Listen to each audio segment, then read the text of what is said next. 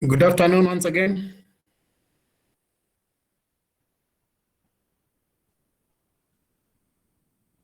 Good afternoon.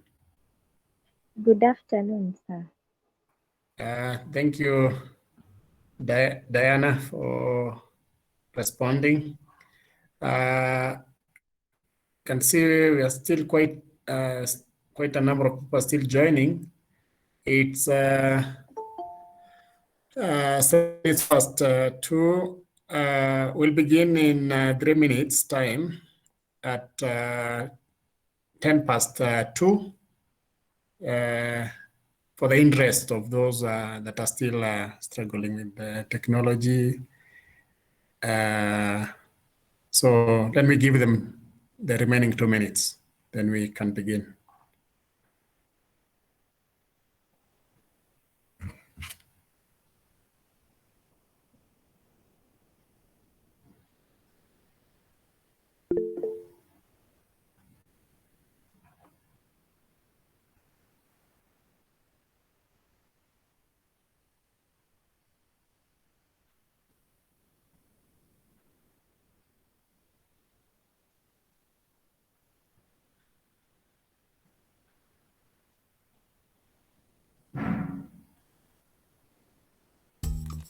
There's a feeling you get when you realize that something you couldn't do before, now you can. It's a unique thrill created only through personal growth.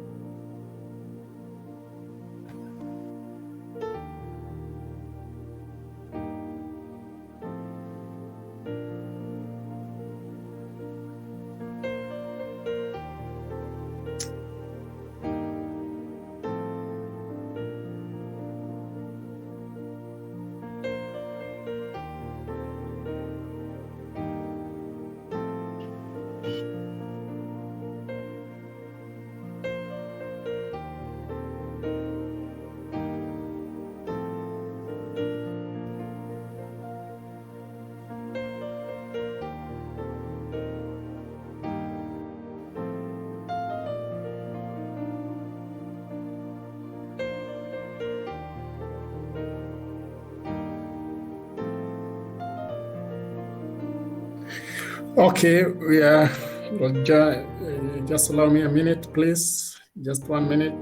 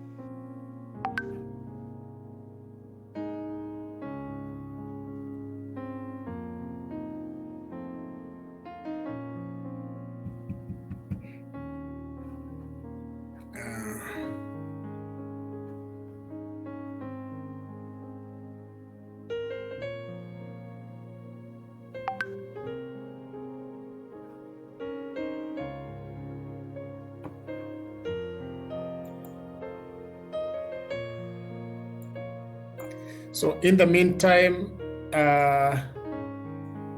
all those who are present, please, could you do what the rest are doing on the chat platform? Just indicate your name and your registration number quickly so that I can quickly record the attendance.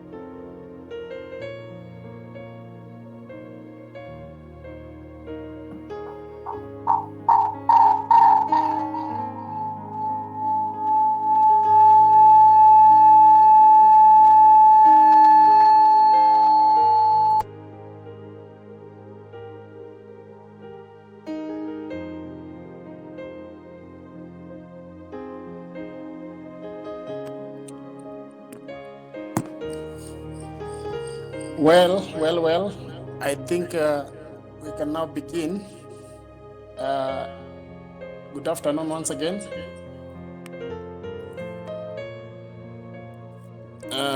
Welcome back to SMR 407.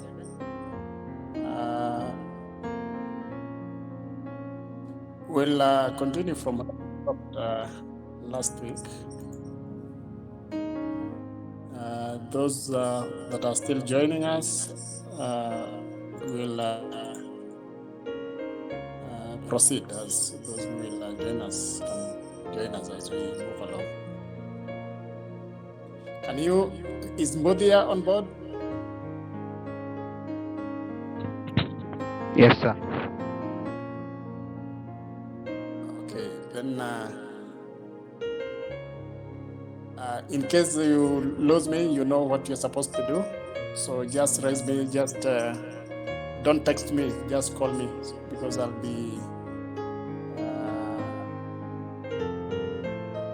facilitating the calls. So the only way you can reach me is by calling me. I'll be able to respond immediately, just in case we are not communicating. All right? Yes. Okay.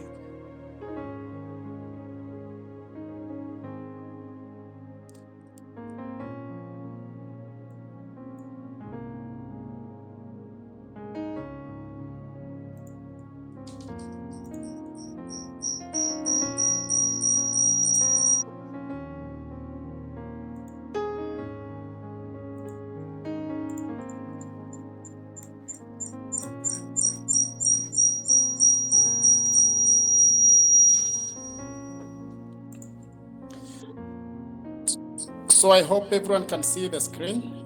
Can everyone see the screen? Yes. All right, that's great.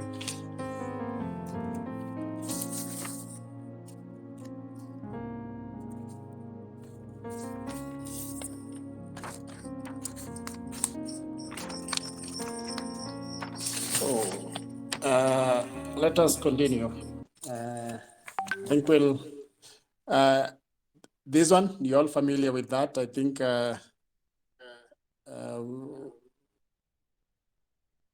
we have agreed already on that timetable, so I don't think we need to revisit on that. I think this is where we stopped. We stopped where we were looking at the justification for ecological restoration. why do we restore our ecosystems? So, and we had a kind of discussion as to why we actually do restoration. And the justification for restoration can basically be summarized in this four-quadrant model. The reason we restore our ecosystem can be broadly be divided into four. We have the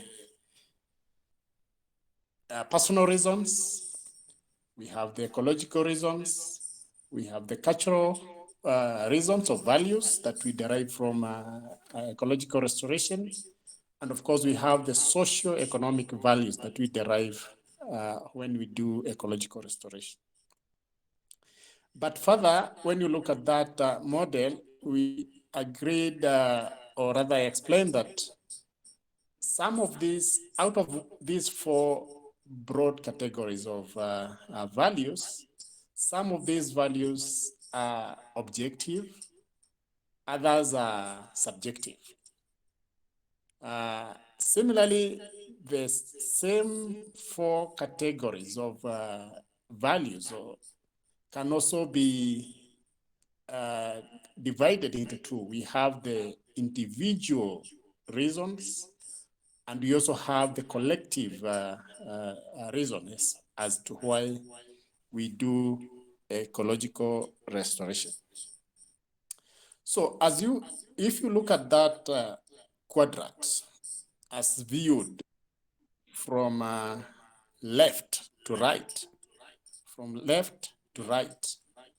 the model consists of two hemispheres. One pertaining to subjective values, and the other pertaining to objective values. So what are objective values? So objective values basically refers to the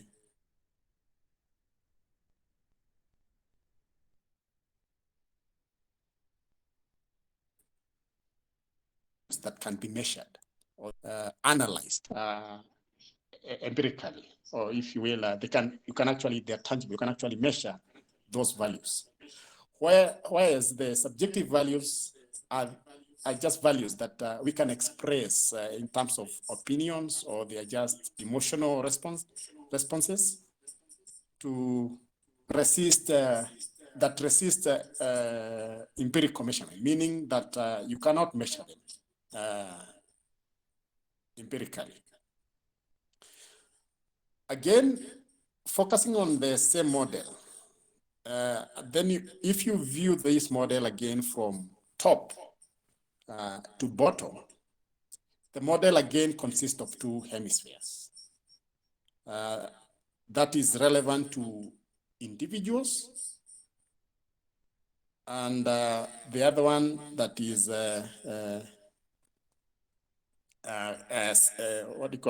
collective. So the model, the upper left quadrant,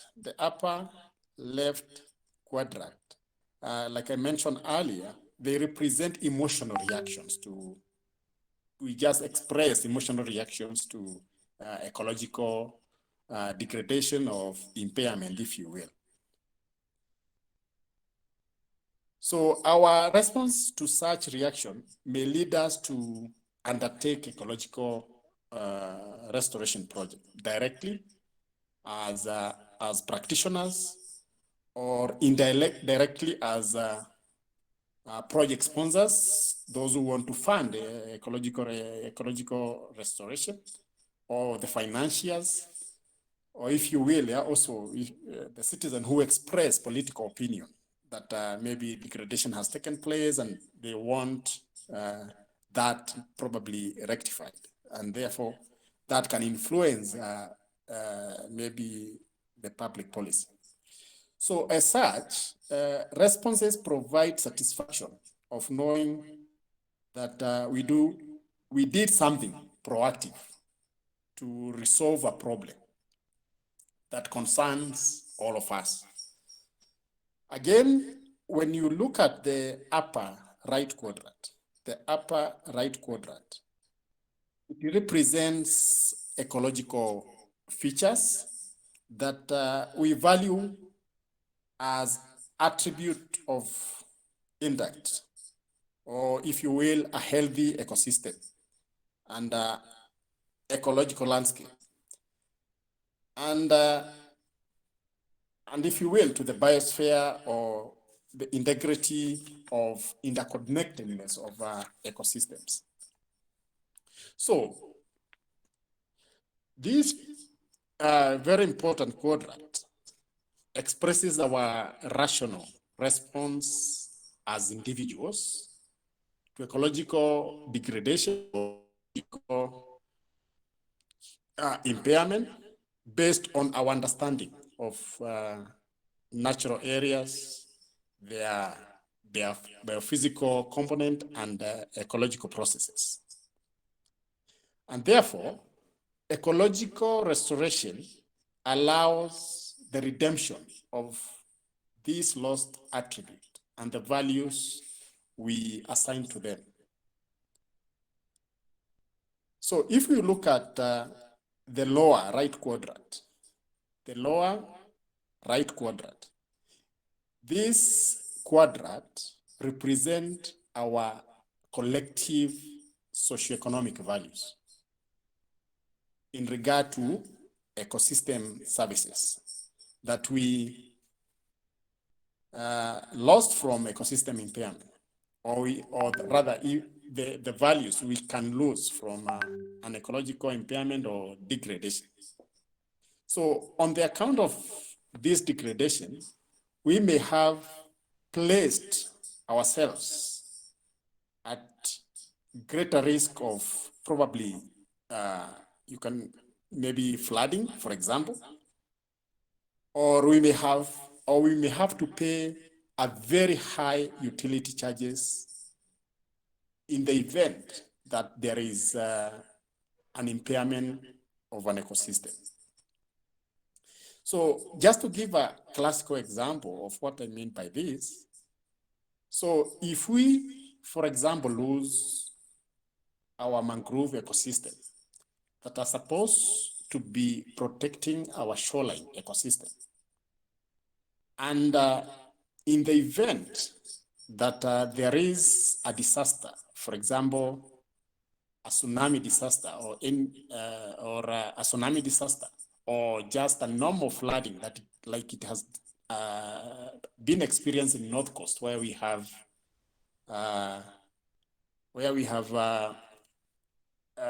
salt works going on, where they have cleared all the mangroves. In the recent past, we have seen flooding taking place. So if there is such degradation of ecosystem, the damage is actually collateral. And therefore, that's why we are calling it a collective social. It might have some collective social impact on all those that are close to the shoreline, irrespective of whether they participated in the degradation of that ecosystem or not. Another example could be if we impair an ecosystem, for example, a reef system, and through probably over harvesting of the fish. And if that happens, either because we are using illegal gears, and therefore we are degrading the ecosystem by fishing out everything. So what is likely to happen is that we are going to have less fish in that ecosystem. So if that happens, the impact of that in terms of socioeconomic values is going to be collective to everyone, in that the fishers will have to catch less fish, And if they catch less fish, the implication of that will be collateral to everyone, including those who do not even know what ecosystem is. A person who is working, for example, in a bank, it does not have, the ecosystem issues are of least concern to them. But in the evening, that person will pass via a fishmonger where they will need to buy a fish. So if we have destroyed the ecosystem, that banker who needs dinner in the evening will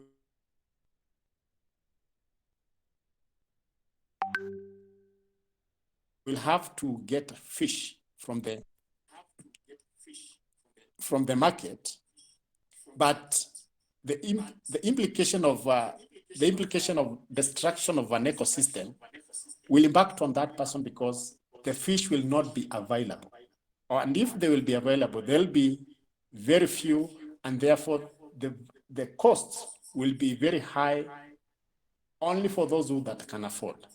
And therefore the damage will be very collective, irrespective of whether you understand what ecosystem is, ecosystem degradation, or not.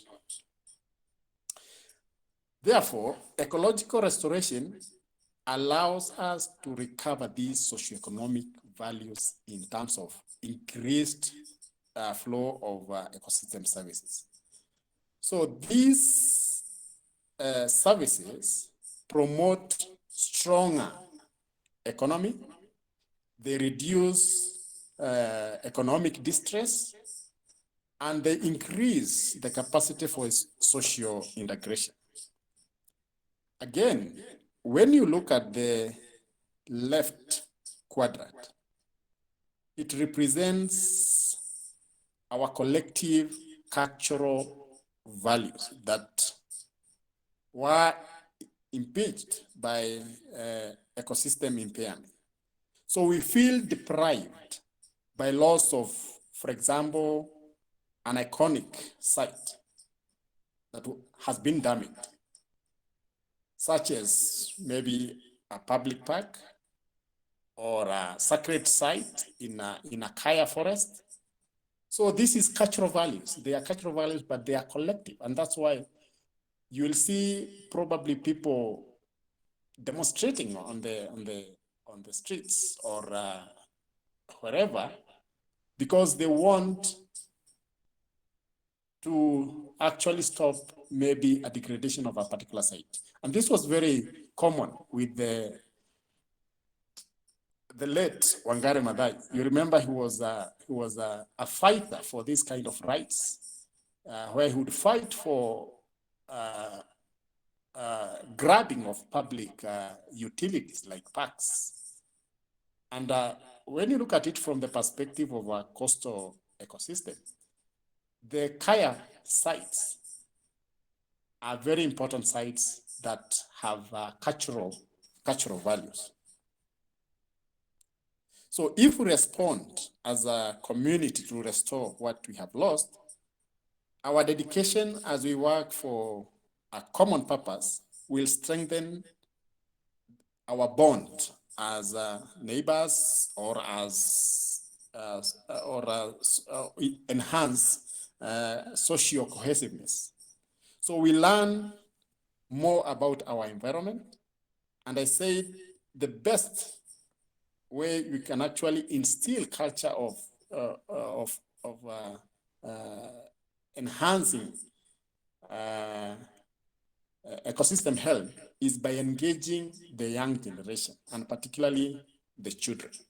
So children who participate in ecological restoration activities, for example, will absorb important lessons in natural history and ecological literacy. So their appreciation of biodiversity is therefore gained from lower level in primary school level or the media if we engage the media, it depends what that gain from the direct experience. So I hopefully hope that now you can you actually understand broadly the reasons as to why we engage in ecological restoration. Are we still together?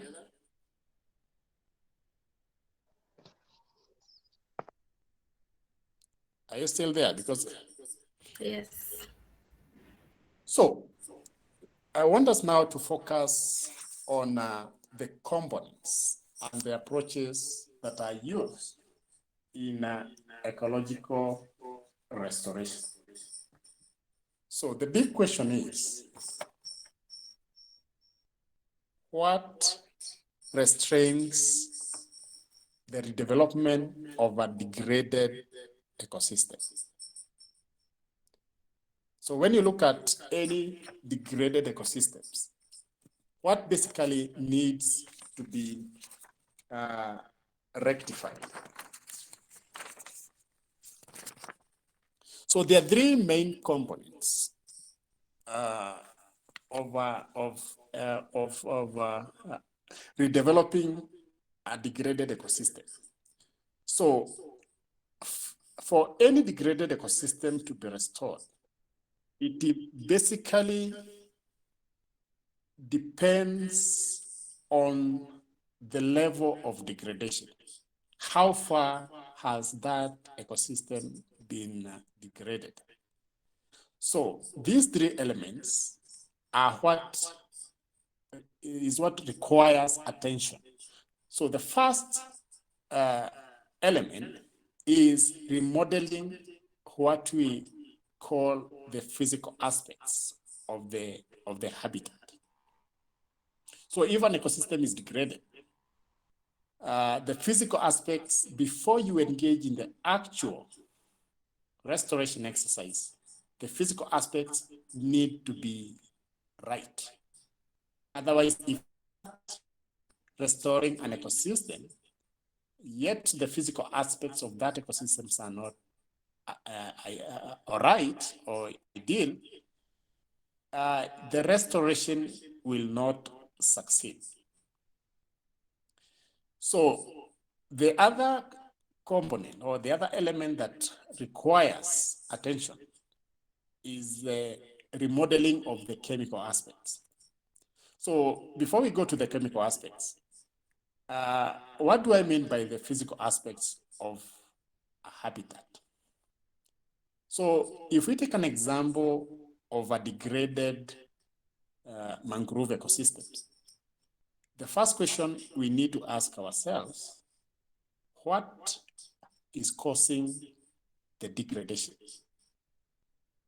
If the effect is just maybe illegal harvesting or over-exploitation of the mangroves, then that is, you don't need to do anything much about the physical aspects. But assuming the degradation of the mangrove ecosystem is as a result of sedimentation, maybe there is too much sedimentation because of erosion, we have to make the site right physically before you can embark on restoration.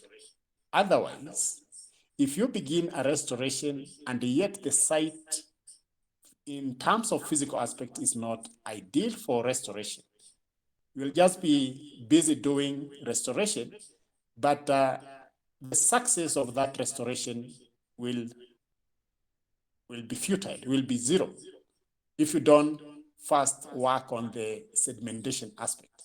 So you actually need to make the site right in terms of the sediment.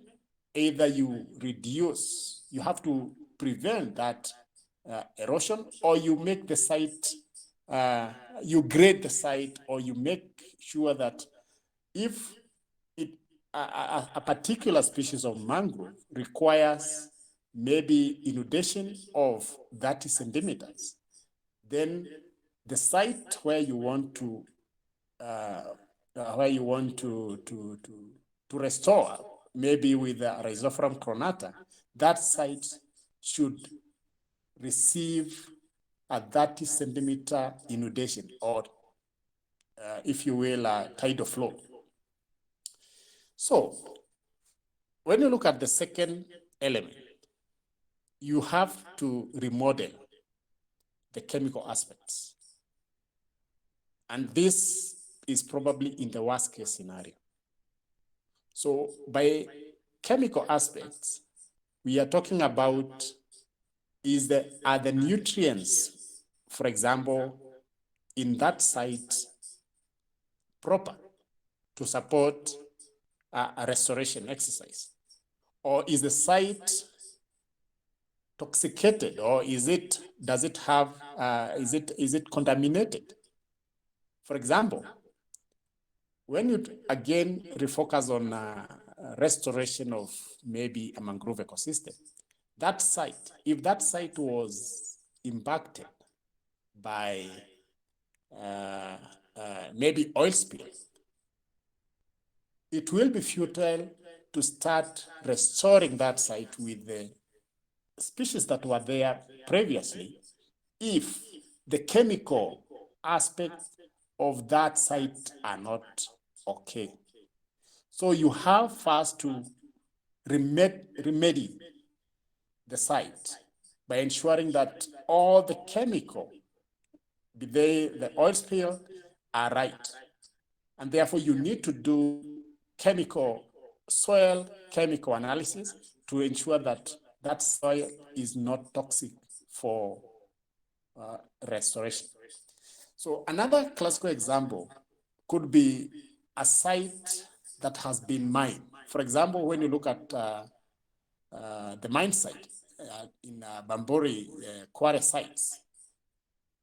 So if you want to restore such a site, remember such a site will have been disturbed through quarrying, and therefore the substrate where you want to restore may not be chemically right, or in terms of nutrients, the soil could be very deficient in nutrients, and therefore the chemical aspects need to be put right first. And therefore, when you look at how they do rehabilitation of the quarry sites, they ensure that all the topsoil that has been extracted from such sites is actually put aside before they embark on the actual extraction of the minerals that they want to extract. Then when they begin the restoration exercise, they will just return the site by putting any materials. Then on top of that substrate that they put back, they have to return the topsoil that they removed at the beginning to enhance natural regeneration of the original species.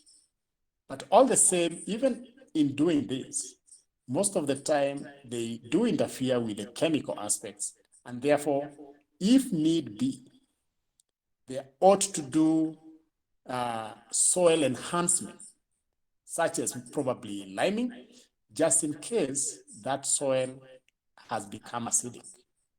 So these are some of the aspects, the chemical aspects that need to be looked into. So then the last element that requires attention for redeveloping a degraded ecosystem is replacing missing species. Or if you will, maybe removing undesirable exotics, what you maybe refer as invasive in that particular site.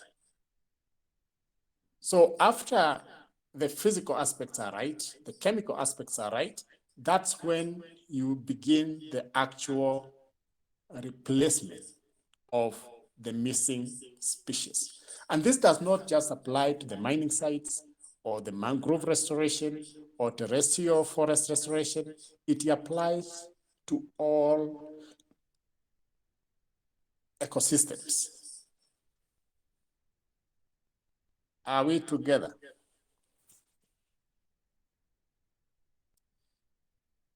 Hello? Yes, we are together. Yes, we're together. So is there any question up to there? None. Are you following or you're lost? We are following. All right, good to hear that. So I want us now to focus on the ecological, still focusing on the ecological restoration approaches. So there are three broad approaches to ecological restoration. So if you look at this figure is just a model of how an ecosystem looks like. So we have an ecosystem in terms of, when you look at the x-axis, we have the ecosystem condition. So on the left, we have a degraded ecosystem, and the extreme right in the x-axis, we have an intact ecosystem, meaning that is a very healthy ecosystem. On the other hand, when you look at the y-axis again, we have the degree of functionality. And this is what I began with, if you remember the other figures I was sharing. So this is, the y-axis represent the degree of functionality of an ecosystem. So at the bottom, we have a non-functioning ecosystem. And at the top of the y-axis, we have a fully functional ecosystem. So if you are restoring, if you want to restore a degraded ecosystem, that ecosystem could be at any level. It's not necessarily at the lowest bottom level. In any case, you as a manager or you as a practitioner, or if you're a warden, for example, in a marine park, or you are a scientist in charge of a marine park, you don't allow your ecosystem to get to the lowest level down there. Sometimes it's unavoidable, but as much as possible, because you cannot maintain a static ecosystem that doesn't get degraded for one reason or the other. You, as much as possible, try to maintain that ecosystem in the first two levels at the far right, so that they can go back to a healthy ecosystem or an intact ecosystem. So when you look at this schematic diagram,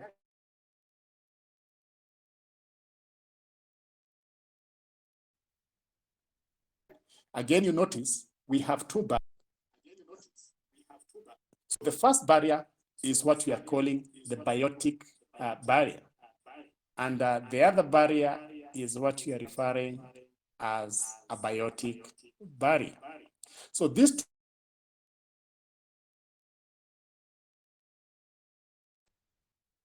two barriers are related components.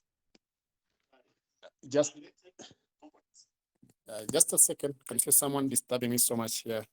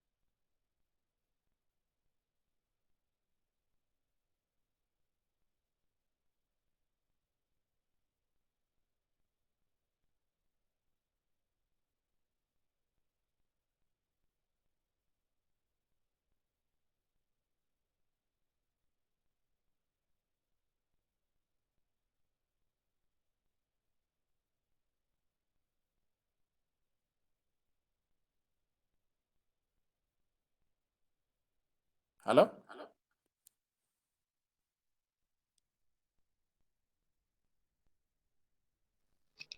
Hello. Yes. Hello. People went to bed or they went to sleep. Are you still on board? No. Yes. Yes. We are around, sir. All right, because I'm trying to call and I can't hear anybody responding. I am not sure whether I'm still with you or I lost you. Are you following? Yes. Yes. All right. So what I was saying,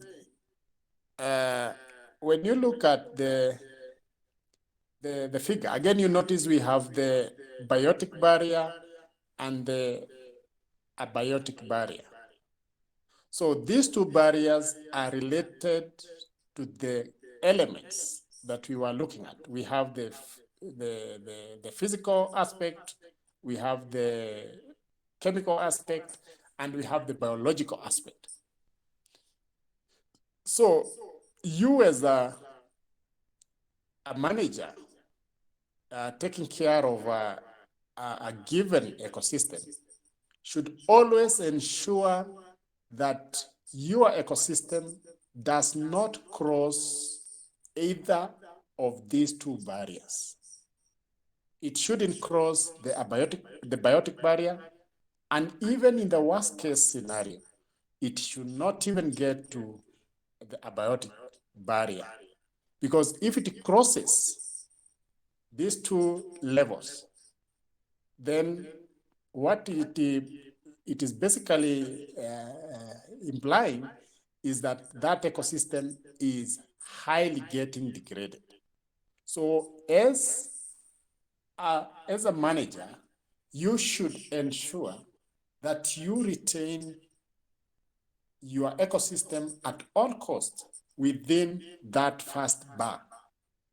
Because at that first bar, that is a bar that only requires improved management and improved adaptive management. If it crosses the abiotic barrier, what that means is that you will have to reintroduce species. But if it does not cross that barrier, then it means you only need to reduce the pressure of your ecosystem and it will be able to bounce back to a better ecosystem. So in the worst case, if you have lost maybe species in a marine park or in a reef, a marine park that has maybe coral reefs, you will have to introduce the coral reef by planting them. Or if you have lost fish, you will have to reintroduce new fish. If you have lost the mangroves and you have bare ground, you will be forced now to replant that degraded ecosystem, meaning that ecosystem requires biological modification. So if that ecosystem is in the deathbed, what it means is that you have already lost the biological species, and probably you have even interfered with the physical aspects and as well as the chemical aspects. And therefore, before you put any effort in trying to restore the ecosystem by reintroducing species, you will have to work on the physical and chemical components of that ecosystem. And therefore, that means that ecosystem is already highly degraded. Meaning, in terms of functionality, it's almost dysfunctional, it's non-functional. And in terms of ecosystem condition, you'd say that it's not offering any services and therefore it's highly degraded. So when you look at the upper part of that diagram, you notice that we have three major approaches. So the first approach is what we are referring as natural regeneration. The second approach is assisted regeneration. And the last approach is the reconstruction approach.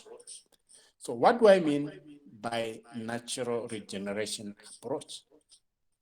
So this is a situation where you do not need to do anything to that ecosystem. So assuming you are a manager, I keep referring to this, you're a manager in Mombasa Marine Park, and you have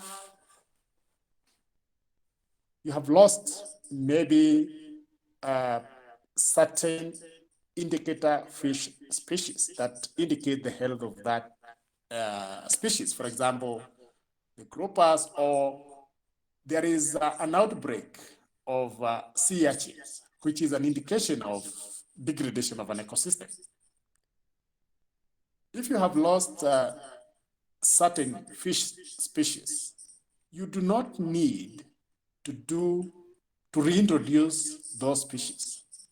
You only need to identify what is contributing to that degradation. So if you find out that it's as a result of fishing pressure, because you're allowing the community to go and fish within the reserve, you only need to take a management decision that we are going to reduce or ban fishing in the reserve for a given period to allow the ecosystem to bounce back to a better state. And therefore, in that case, you will allow what we call natural regeneration. You will not have done anything, right? So in the case that you have lost most of the species, then the approach that you're going to use is assisted regeneration approach. So recovery at sites will require that you reintroduce the species, meaning you are assisting that ecosystem to bounce back to a healthy state, okay? So recovery at sites of intermediate, which is the middle one, or even higher degradation, need both removal of the causes of degradation and further active interventions to correct the biotic damage and therefore enhance or trigger the biotic recovery.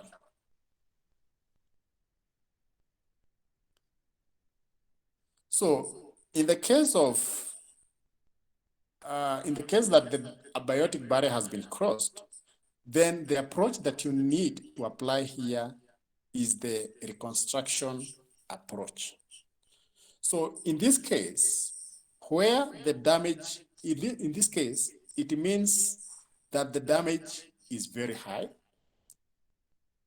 And not only do all causes of degradation need to be removed or reversed, and all biotic and abiotic damage corrected to suit the identified local native reference ecosystem, but also all major proportion of desirable biota need to be reintroduced where possible.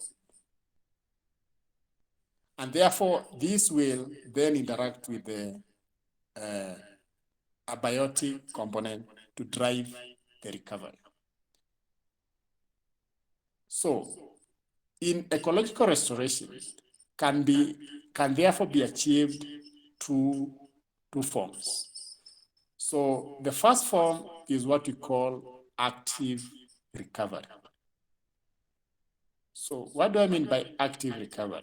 So active recovery basically means, as the name suggests, that there has to be human intervention.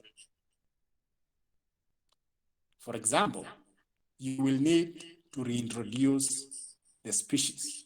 So reintroduction of species can only be possible through human intervention.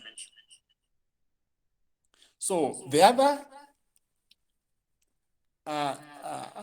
approach is passive recovery. So by passive recovery, again, as the name suggests, it means you do not require human intervention. So, and this applies only to the first column. If you see here, the first column that requires improved management.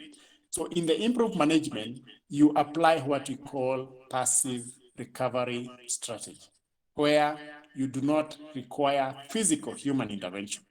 So in this case, you can just reduce pressure on the ecosystem.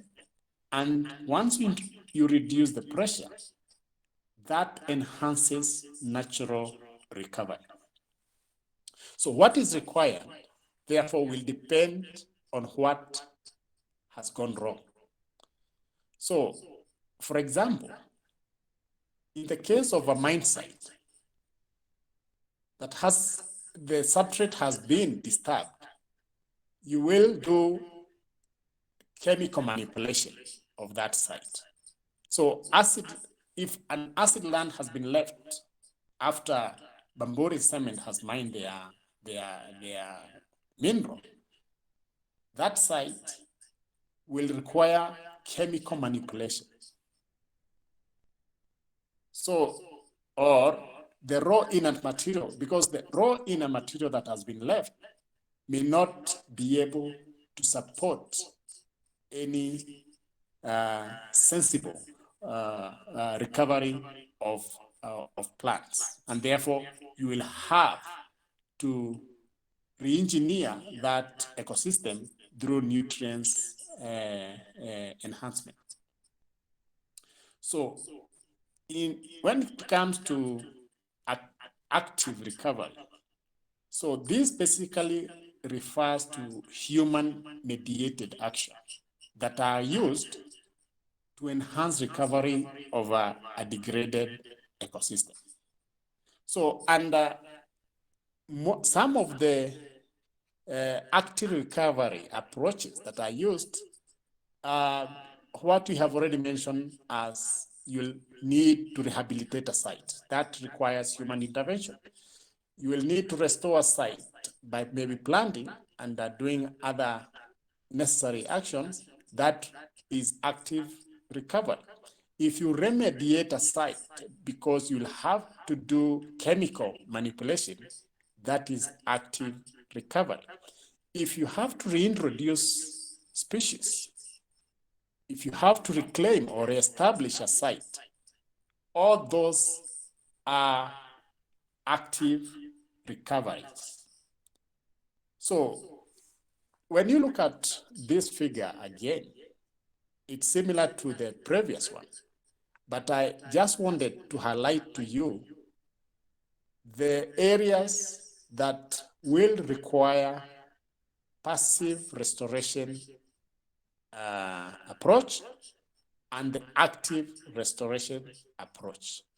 Like I mentioned earlier, if you don't allow your ecosystem to slip past the biotic barrier, then you only need to apply the passive restoration recovery. But in the event that your ecosystem has been degraded past the biotic barrier, it means you have lost the species. And therefore, from that point backwards, you will require active restoration approach.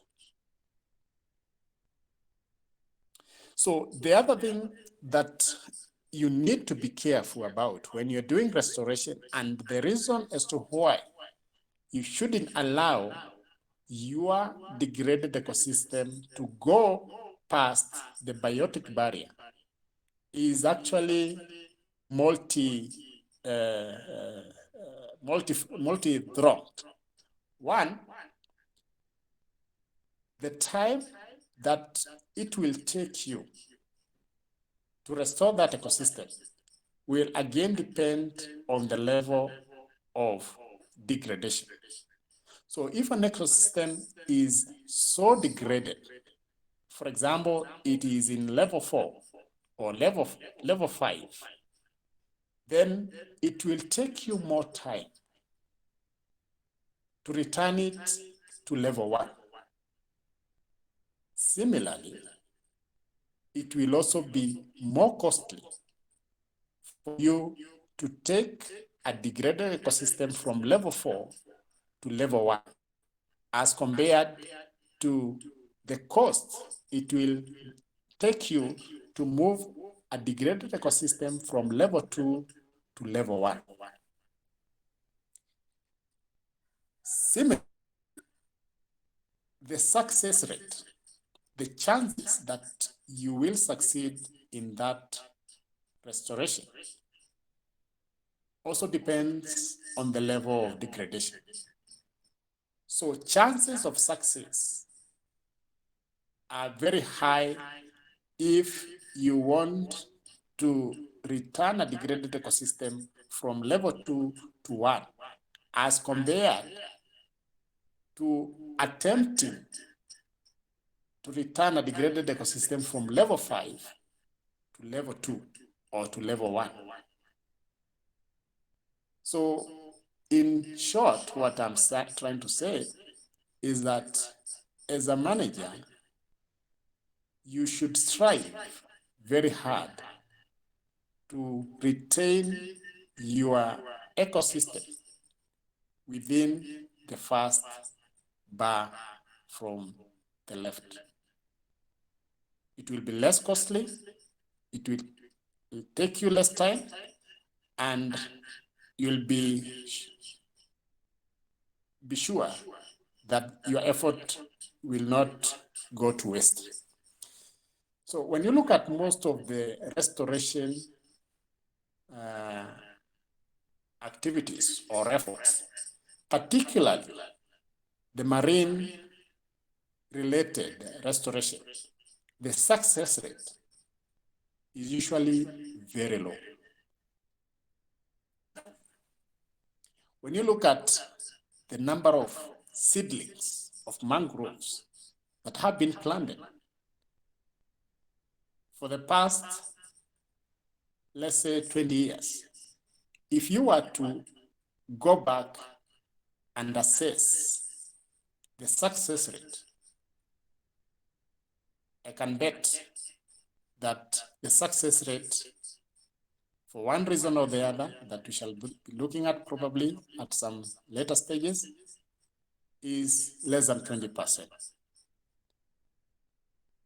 Why? Because of the level of degradation, probably, and also among other factors. So when you look at these levels that I've highlighted, we have two major barriers. We have the biotic barrier and the abiotic barrier, or if you will, the limitation. So interventions should focus on attempting to prevent or reverse an ecosystem from transitioning to either of these barriers. If, as a manager, if you can manage to prevent your ecosystem from crossing those two barriers, then you'll actually be placing that ecosystem in a good state. So if you look at the levels that I'm talking about are the ones that I'm highlighting here: 1, 2, 3, 4, and 5. As we move along, you will just remember to look at those levels. So when you look at level 1 and 2, this means that before the biotic barrier is crossed, all that you need is improvement in ecosystem practices. Meaning, if you improve ecosystem practices, that will be sufficient to restore your ecosystem back to fully functioning ecosystem. So, what are some of the interventions that you can do to restore an ecosystem when it is at this level? So, restoration of natural disturbance and perturbation, for example, you can reduce the frequency of natural disturbance, maybe by reducing the number of tourists that are visiting a park, a marine park. That way, you reduce pressure probably on coral reef breakage. If you do that, that allows natural regenerative process to occur when restoration of ecological integrity is measured within a reasonable time frame. So if you look at level 3 and 4, what that means is that if degradation is allowed to continue from level 2 to 3 and 4, it means it will have crossed the biotic barrier. For example, you will have reduced biological diversity and productivity. So manipulation of ecosystem component, therefore, may be required to remedy that ecosystem. And therefore, the interventions that will be required are more complex and more costly, and might therefore include recreation of another community or habitat, or you'll have to reintroduce the species. And it's very costly. And this does not just apply to planting trees or replanting seagrass ecosystem or replanting a coral reef. When you look at an exercise like translocation, you have heard of translocation being done by Kenya Wildlife Service. Reintroducing translocation exercise is a very, very expensive exercise, especially in cases where you are translocating because you have lost species in that ecosystem. If you are to be given the cost, I may not have the figures with me at the moment, but the cost of, for example, translocating, let's say, 10 imbalas, because you have lost 10 imbalas from Shimba Hills. The cost of reintroducing only those 10 imbalas there, in terms of cost, it may run into millions. And this is a fact because I have participated in these exercises. If I give you the cost in terms of all the human personnel that are involved, the equipment that are involved, to just bring 10 imbalas, you don't go and collect them like goats in a farm. it's a very expensive exercise. And therefore, what I'm trying to imply here is to ensure that you do not cross that barrier. So, when you look at, again, level 5 and 6, what this means is that you have crossed the biotic barrier. You have crossed the abiotic barrier, meaning that the physical and the chemical environment has become so impaired that the ecosystem can no longer function as an intact ecosystem. You will have to assist it. For example, there is change in soil stability in the case of trying to rehabilitate a mine site. You have interfered with the hydrology and the inundation of a site in the event that we have oil spills, and that oil spill has interfered with the substrate of the of mangrove sites. Hence, the relevant interventions in this case will include restoring the landforms. We'll have to restore the hydrological regimes to allow water to flow during natural inundation to reach the sites that have been interfered with. And the other thing you'll have to do is probably improve the water and maybe the water quality. That will be a tall order. And that is why if an ecosystem has been allowed to slip level 5 and 6, chances that it will recover are very slim. So basically, that is what I was explaining with those two levels, that in level 1 and 2, you don't allow biotic barrier to be crossed, because in this case, all you need is improved management practices. At level 2, 3, and 4,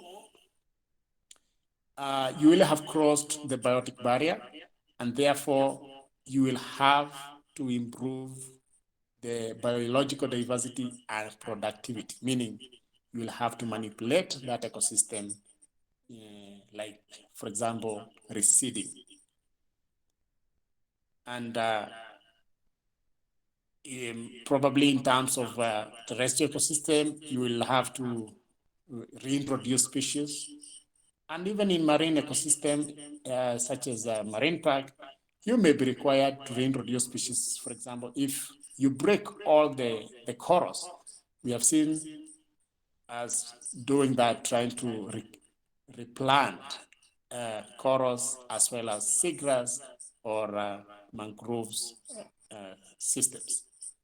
So again, at level 5 and 6, it means you have completely interfered with the ecosystem, meaning you have crossed the abiotic barrier, and therefore you will have to do a more difficult job, a more tedious job before. And despite that, the chances that you're going to succeed are not guaranteed. If you were to take an insurance, the premium for this level 5 and 6 will be very high as compared to level 1 and 2. Is there any question up to there?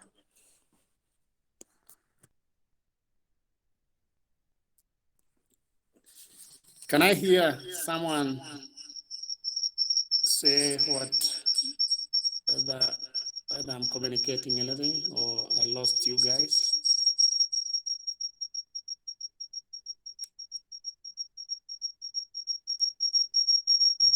We are together. Together? You're following?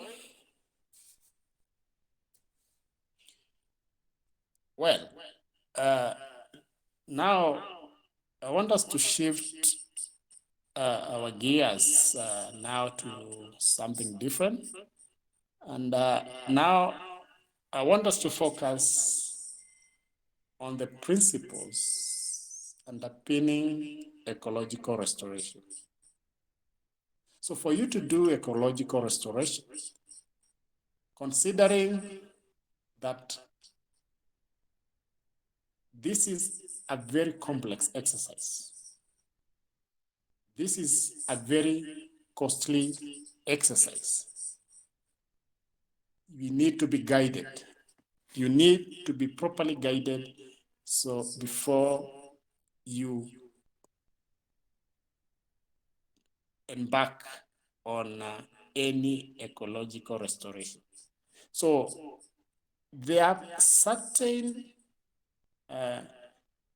principles that guide ecological restoration as defined by the Society of Ecological Restoration. And the first one is engaging stakeholders. Two is attempting to use different types of knowledge. Number three, you will require a reference site. And you will also need support of ecosystem recovery process. So we'll be looking at each of these principles stepwise. So the first principle is ecological restoration must, or rather engages stakeholders. So why do you need to engage stakeholders? And who are these stakeholders? So at this point, I want us to take time and amongst yourself, I want to give you 15 minutes. You interact among yourselves and think through ideas as explaining why engaging stakeholders is key in ecological restoration. Who are these stakeholders? And why should we engage them? It's not rocket science, just interact among yourselves and give me reasons explaining why we need to engage stakeholders. So it's 3:22. By 3:17. By 3:37? Yeah, 3:37, or let's say 3:40. You come back and you tell me why we need to engage stakeholders.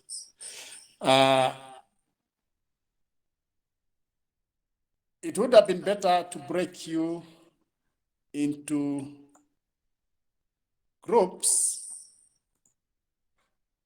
but seemingly, let me see whether that is possible. Oh dear. Okay. So, from the look of things, how many are you? We are almost 20, right? Bodhi, are you all there?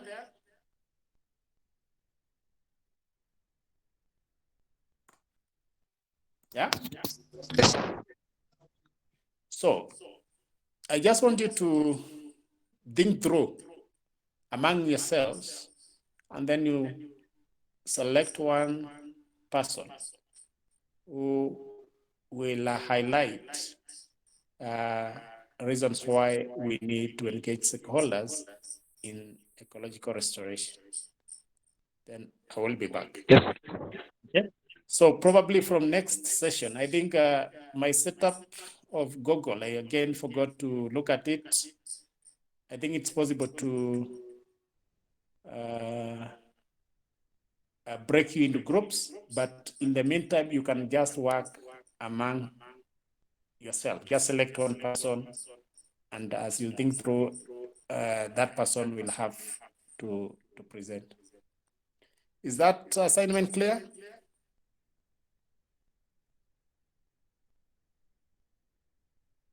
I can see people are leaving. You're not supposed to be leaving. You shouldn't leave. You're supposed to remain. I'm still monitoring. So you discuss among yourselves. Anyway, I will give myself a break. So I'll not be listening to what you're saying. Right? Maybe I should leave.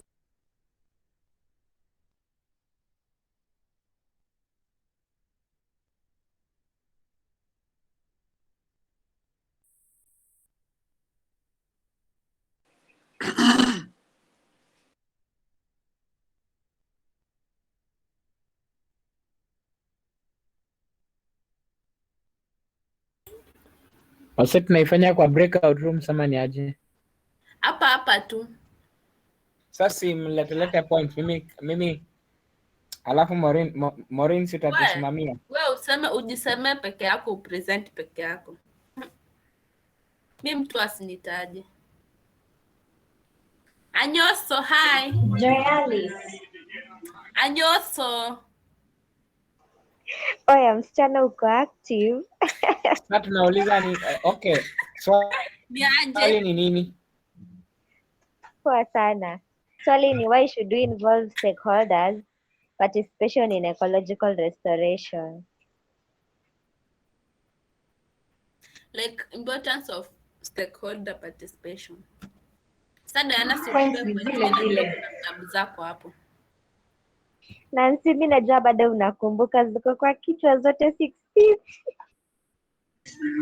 Acheni ile content ya Karo na Tamo. Nancy, Joy.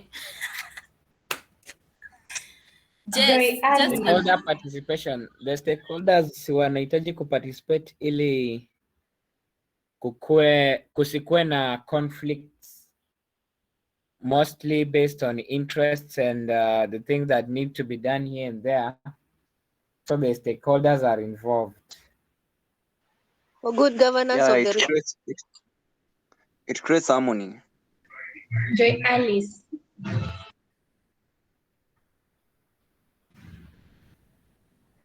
Na mega points na mnadai. Zile points zote sisa nani ana present? Joy, leta zile points ulikuwa na cram pale. Mandela atasimamia leo. Mimi Mandela atatupresentia leo. Ulizeni Ogega alimeza kitabu. Bana. Wewe Joy wewe. Who is Mandela? Ogega changamka. Derek Watu simuonyesha sura tunawamiss. Mmemiss nani? Sema mtu mmoja Hakusema amekumiss wewe, amesema tumewamiss, si wewe. Ose nimewamiss. Ile fomu ya Watamu ni aje? Kulikuwa na fomu ya Watamu. Acha imeani. Kulikuwa na fomu ya Watamu. That's serious. After tumerudi. Yenye Daktari Tamu anatoa.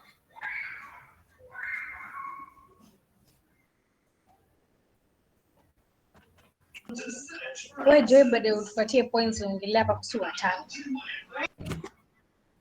Tulikuwa tunakusubiri. Kenye inanihusu ni My point is this: stakeholder involvement enables Yani Omwenga leo atatu represent. Anaandika. well, it enables to harness the traditional knowledge. So, traditional knowledge, the one who is writing. What about your nini participation, ndio? Tapata community support. Ma haiwezi make. What about Mimi si community support, enhance community support. Usiandike makwapa. Mtu alete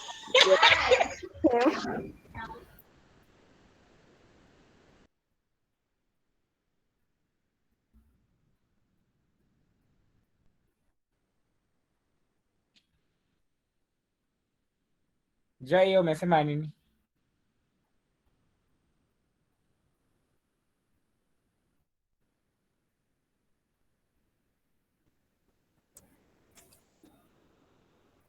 Mimi niliacha vitabu shule, mwenye wako shule waangalie.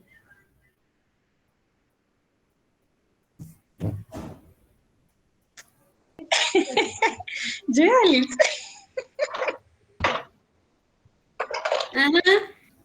Si uangalia kwa notes Nancy. Naweza kumbuka alitupa kwa dustbin.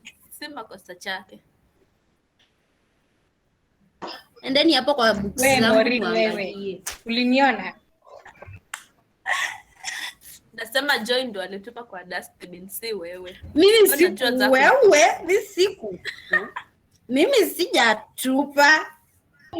We Anyoso, so tupatie points na vinakuanga focused. Imagine na hiyo focus. Oh yeah, another point. It improves the acceptability and quality of social acceptability. That is. So mmepata points zangu mbili na tuko hapa 19. We need 36 points. Ai, lazima specify zako mbili. We are together. Points 3 zimetosha. Points 3 are you serious? Simosiara utoe points. Ziko kwa book ni kuangalia tu. Oh, nyinyi mtoe points. Mimi sitawafanyia kazi. Conflict resolution. When you engage stakeholders, you will get a best way of resolve. Mchembi ameandika hapo hivyo. Kuna moja yenye Mchembi amepeana. It will be easy for decision making at national level. Ama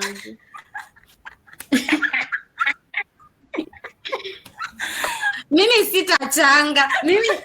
Mimi basi wanyamaza. Mbona mnacheka? Enda kwa shamba ulime. Si ninalima, kwani niko wapi? Watu nakaa mse wa kulima kweli. Joy.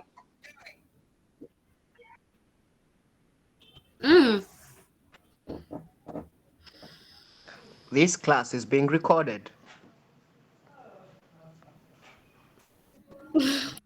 Okay. Nani huyo?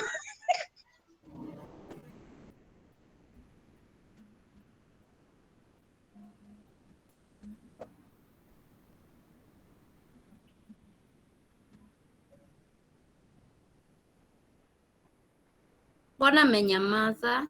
Kwani kuna nini?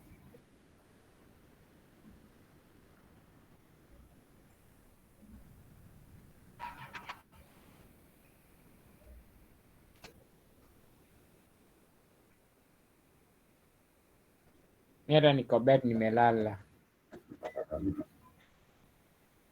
Hizo points zimefika ngapi? Mchembi zimefika ngapi? 3. Andika hiyo point, let's talk over melala.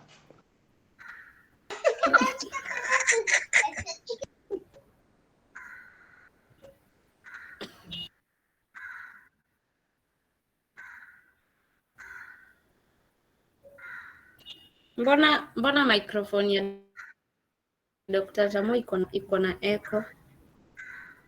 Nimefungua devices 4 hivi. Kuna point ingine imeandikwa kwa chat.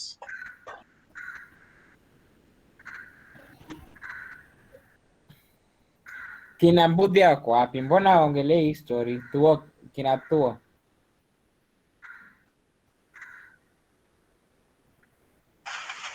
Watu mlienda Mikindani juzi, si mtupe points. Bana. Though ameandika kwa nini kwa chat. Kwanza ameandika zote. Na wewe Another point, engagement. Mimi sina wakaisha. Early engagement ensures that relevant ecosystem services are included in the assessment, particularly services that fall outside the agency's normal management boundaries. So early engagement ensures that relevant ecosystem services are included.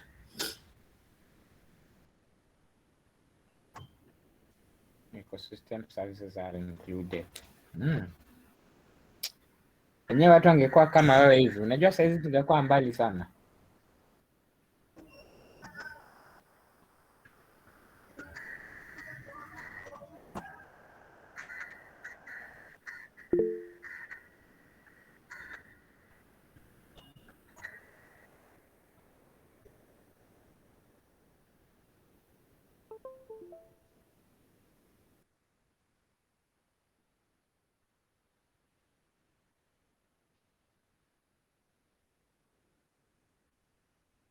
Sada, umepotea wapi?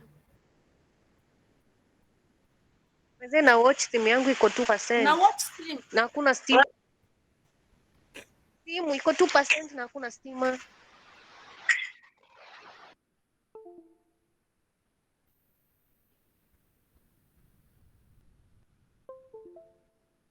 Eti hakuna stima? Na kuna nyesha. Wewe uko home. Pole. I think tu amepeana points kama zote.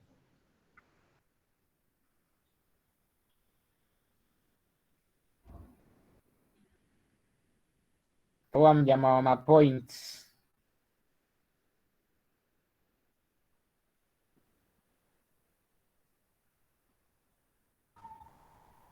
Na nani basi ana present? Ni Joy Alice Nyaga. Na present. Baby girl.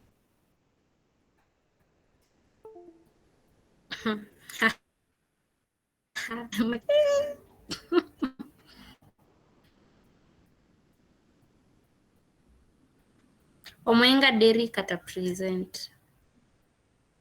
You can tell daktari to come back now. Sasa kitu kwa wachache.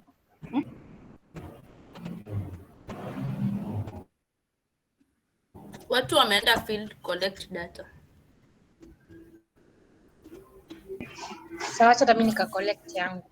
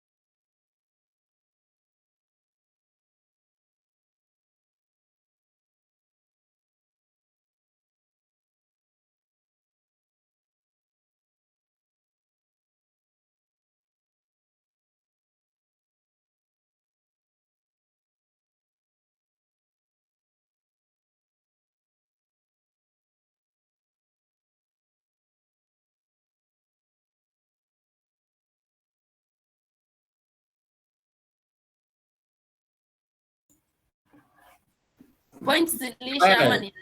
Hey, I'm back.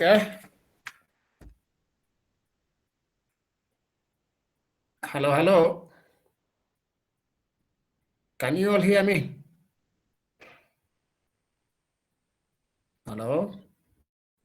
Now you're pretending you can't hear me and you are making noise just now. We are hearing. Nancy, Joyalis, the most talkative one, now you are quiet. Nancy. Now I am talking. I've said we can hear you. So We can hear you, Daktari. all right. I can see quite a number of you have disappeared for one reason or the other. I hope you have been able to discuss among yourselves and looking at the justification for engaging stakeholders. And of course, this is not a new thing because when you look at the previous units, we've been talking about stakeholders engagement in a number of things, especially in SMR 404. We looked at this very thoroughly, and therefore I was just trying to jog your mind so that now you address the reasons as to why we need to engage stakeholders, but in the perspective of ecosystem restoration. So hopefully you have come up with the reasons as to why we need to engage stakeholders, right? Have you decided who is going to present?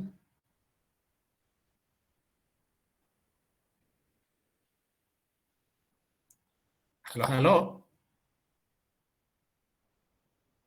What were you discussing if you're not talking to me? Peter Thor was to present. Who was to present? Peter Thor. Peter Duo. So can you, Peter Duo, can you unmute yourself and present to us what, in summary, what you have discussed, or you did not even have a discussion? Peter Duo.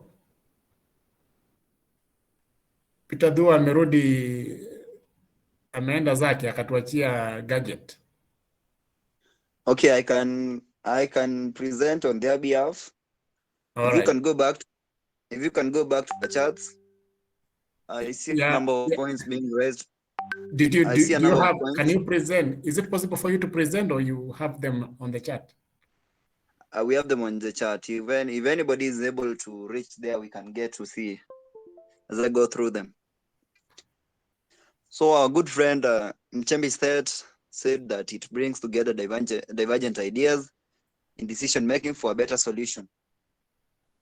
The other points are stakeholder involvement improves agency, understanding of conservation issues, improves the understanding of the role and contribution of the community, greater continuity in knowledge, ability to build community support for a project and to improve stakeholder relationship, improve public understanding of the agency responsibility, improved staff and community technical knowledge.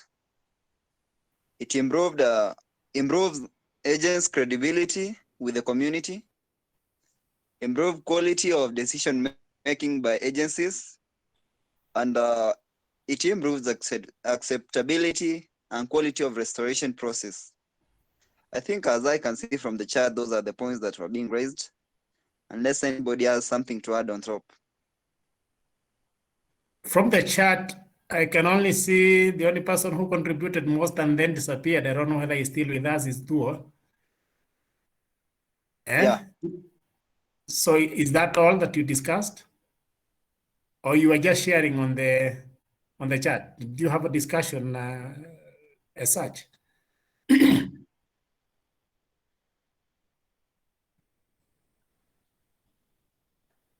All right. Moreno Kerry addressed 3 points. I think she's ready to present. also. Maureen?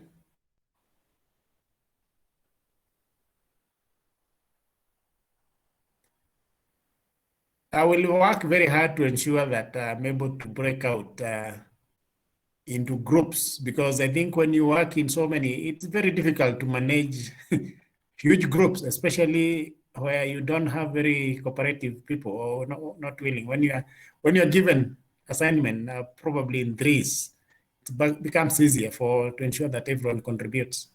The purpose of this discussion is just to also assess whether we are moving along together, whether you really appreciate what we are discussing.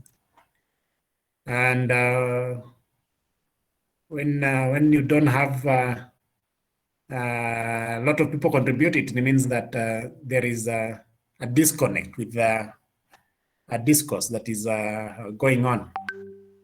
But basically, from the look of the charts that you have shared, I can say that you have highlighted quite a number of reasons, or you have highlighted the justification for engaging stakeholders.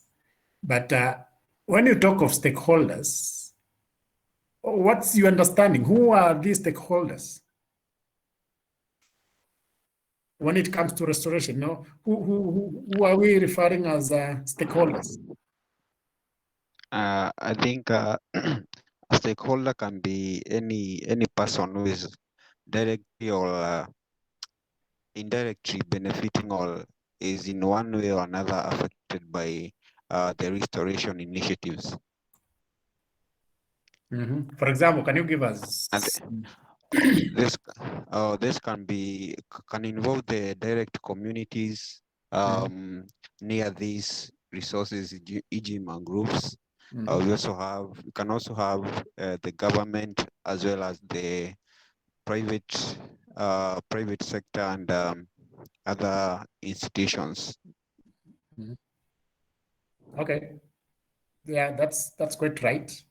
So when you talk of stakeholders, more often than not, the first thing that comes to your mind, the local communities. But in as much as local communities is one of the key stakeholders, as Mbudia puts it, there are many other stakeholders that have an interest. It's not necessarily that they are benefiting as such, but they have an interest in that exercise. They could be donors, they could be relevant government agencies, it could be private sector, it can be anybody. All these stakeholders need to be brought on board. So there's need to actually embrace all of them, because that makes the restoration exercise easy and also successful. I think I can continue from here. Is there any other contribution? There was some points by somebody said Maureen was supposed to add other points that were not shared on the chat. Maureen, are you still with us? Maureen? I had lost data, but I had lost the network, but I'm back now. So somebody said, while you are away, I don't know whether you are away. Yeah? Yes. Somebody said while you are away, I don't know why you are away. When somebody mentioned that you had 3 additional points justifying the need for stakeholder engagement in it's clear. Yeah. I'm saying I had lost network. I was not in. Yes. Now I'm explaining to you what was mentioned while you were away. Are you still there? Yes, I'm there. So I think the person who was presenting on the behalf of the group say that you had some points that were not captured in the chat. So do you still need to share that with us? Maybe justifying why we need to engage the stakeholders. The point that I had said was involving stakeholders helps harness traditional knowledge, which is needed in restoration of the ecosystems. And the other one was it improves the information flow between the local communities, the private sectors, the NGOs, and the government sectors. Relevant ecosystem services are also included in the assessment during the restoration process. Okay, yeah, those that's quite right, Maureen. That's true.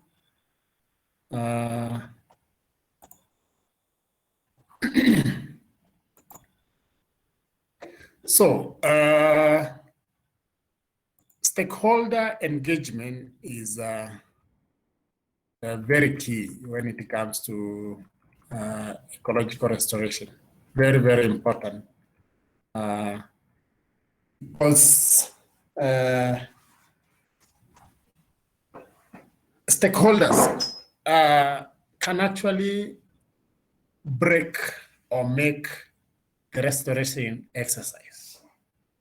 So ecological restoration is undertaken obviously for many reasons, and that's why you need these stakeholders on board.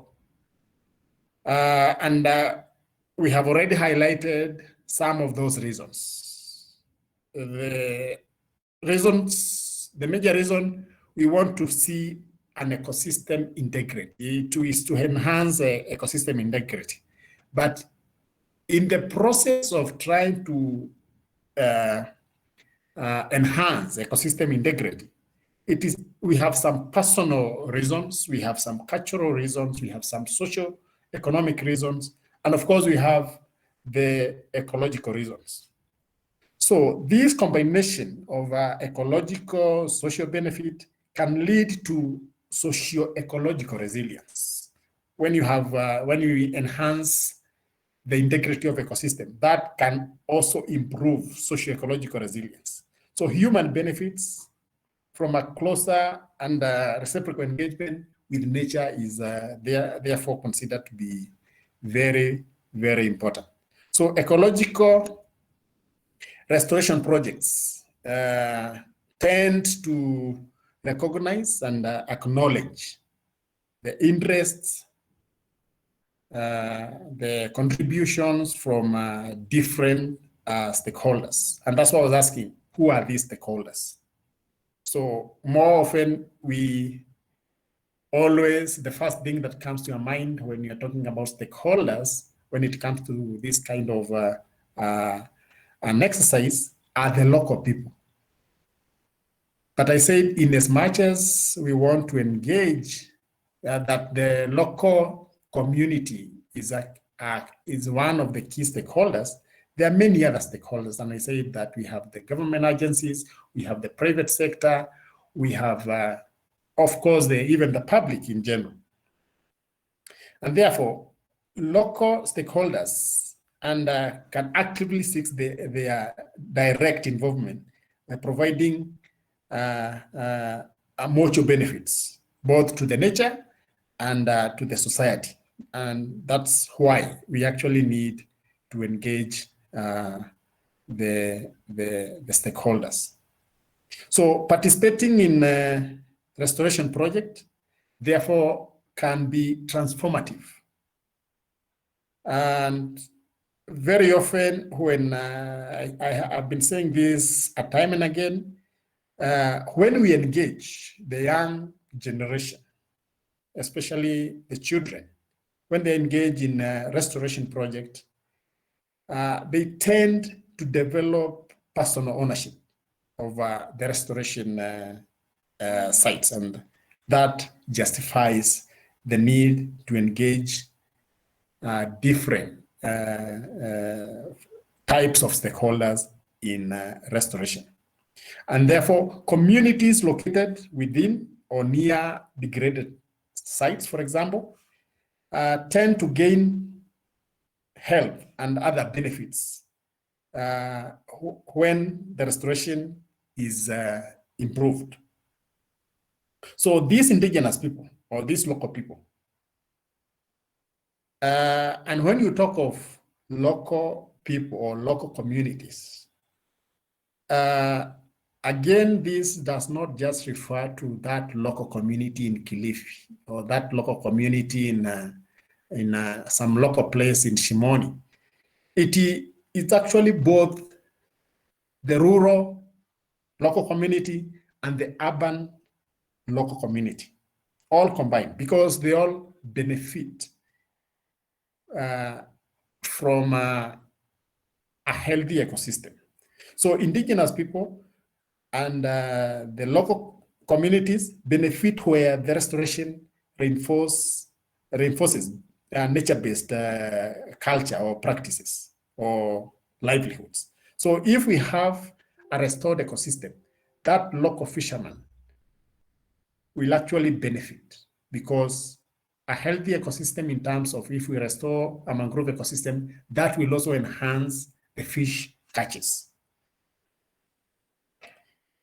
In addition, when you engage stakeholders, and particularly in the local community, so restoration also provide short-term and long-term employment opportunities, especially to the local stakeholders. And in that case, they create a positive ecological and economic feedback loops. So when we are doing, for example, tree planting, a classical example of Mikoko Pamoja, they do this with the local community. One is to make sure that this local community understand and appreciate the need for having a healthy mangrove ecosystem. It will enhance their livelihoods through better catches, fish catches. But on the other hand, they just don't go for tree reforestation for free. They are paid to do that. And therefore, that engagement of restoring, as much as the idea is to improve ecological integrity, it also enhances their pockets. They know that if I go and plant 100 seedlings, they will pay me 4 shillings per seedling. That's hypothetical. And therefore, they will actually participate knowing that they will be paid. So stakeholders can make or even break the project, because in the first place, you need to find out why is that ecosystem degraded? Who is contributing to the degradation of that ecosystem? It could be the same local community. And therefore, you cannot pretend as a, let's say, a practitioner or an outsider that you are the one who sees so much degradation. The local community is not seeing that. You first need to be friends with this local community. Find out in a polite way, in a systematic way, why is that ecosystem degraded, so that you start engaging them from that perspective. And therefore, if they embrace you, you are very likely to succeed in restoring that particular ecosystem. If they are not receptive of your advances, then you need to find out why.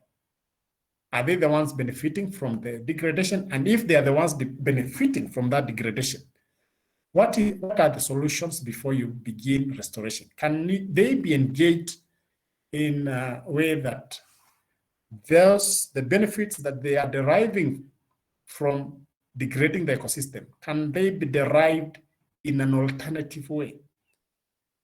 Then you engage them in that perspective. And therefore, recognizing the expectations and the interest of stakeholder and directly involving them is key to ensuring that both nature and society can mutually live together.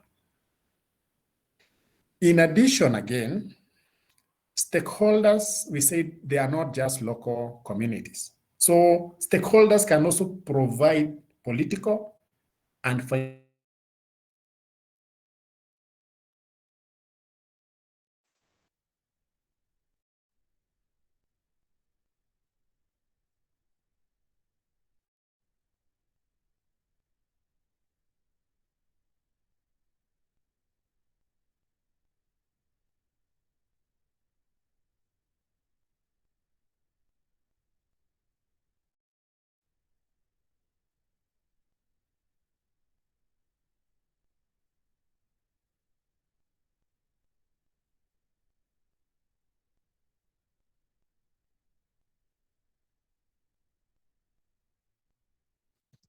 We lost you, sir.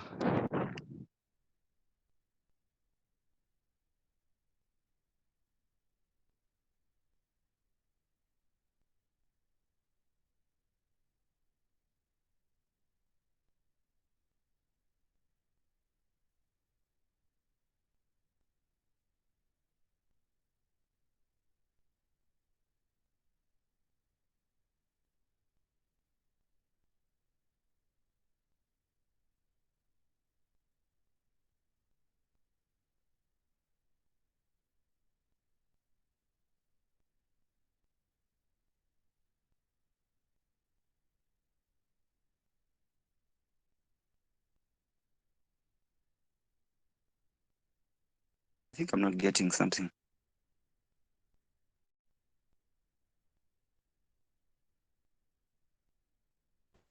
Maybe your gadget has a problem. Unless gadget lost meaning.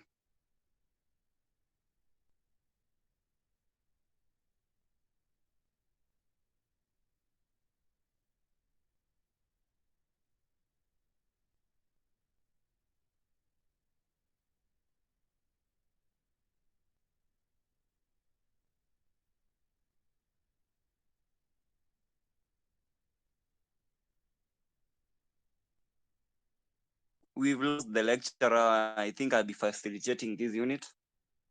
And as you all know, we were talking about the stakeholder involvement.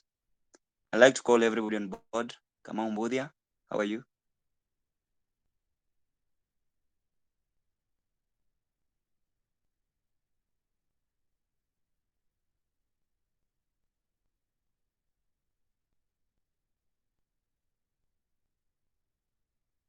Cliff, unajifanya serious sana, tuongee. Jinga sana. Kwenu ni ujaluoni huko ndani.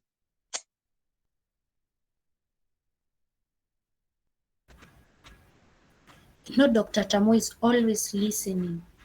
Nyamazeni. No, you know, Anajifanya amepokea lakini anasikia. unajua last time alikuwa ameacha account moja iko on, lakini as for now is not in. You know this lecture is being recorded. Joy. You make jokes. Sasa unataka kuniambia Nyamuita Tamo ataenda akae chini aanze kusikiza ama what do you Mbudia. Mimi sikukua. Mbudia inform the lecturer that we have lost him. Okay, in order. Naringa na kizungu.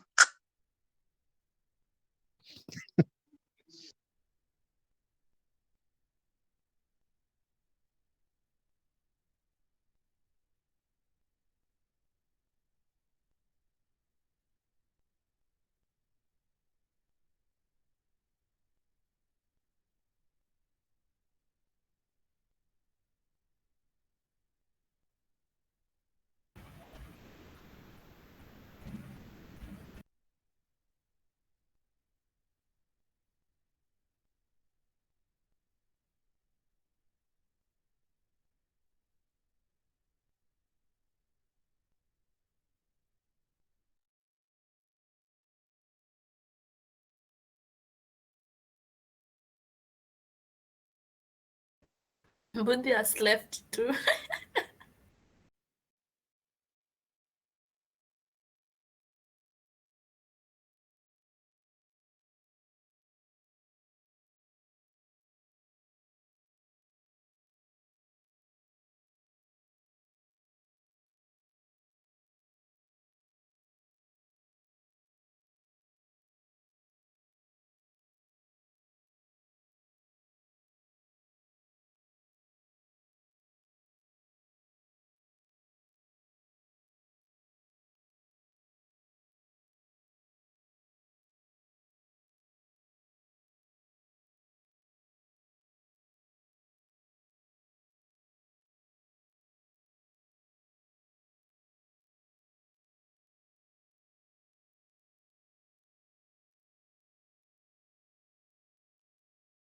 It was class. To be serious.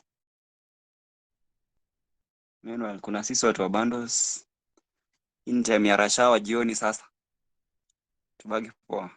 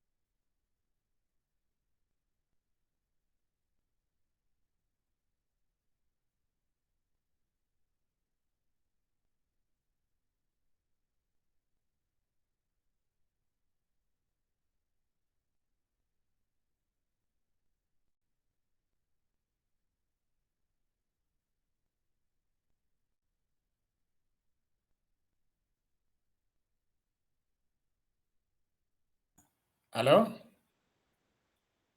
Hello? Hello. Sorry, I'm told you, and I just discovered you lost me at some point. Mbodhi or anyone else, at what point did you lose me?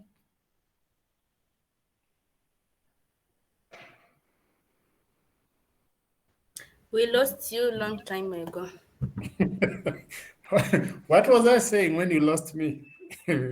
Maureen? I can still hear some people also, phones are complaining. Maureen? Yes. What was I saying when you lost me? We were in stakeholder engagement. But the last thing I cannot record because it's long. Nipe kama dakika 15. Sawa, Sorry? Yeah, it's around like 10 What minutes. was I saying? That's what I'm asking. We were in stakeholder engagement, Mhm. and you were discussing the reasons why we involve stakeholders. I think you lost me. I was talking about when you talk of stakeholder engagement, stakeholder engagement does not just, it's not just the local community. I said it's the local community among other stakeholders. Many stakeholders who have a stake, they have an interest in the restoration exercise. And this, I said, and even as we talk about, the even as we